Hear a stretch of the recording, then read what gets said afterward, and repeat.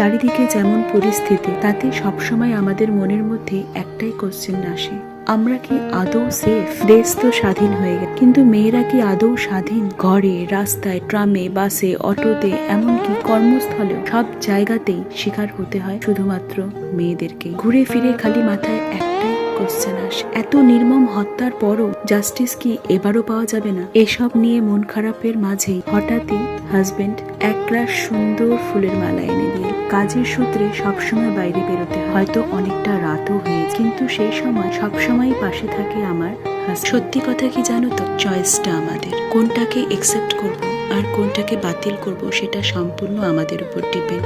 সবাই যে খারাপ হয় তা কিন্তু একেবারেই নয়, অনেক খারাপের মাঝে অনেক ভালোটাও আছে, সেই ভালোকে চুজ করতে হবে। পরিবর্তনের অবশ্যই দরকার, কারণ আর নয় কাজে আমরা বেরোবই, দলিত বা ভয়ে আমরা আর থাকবো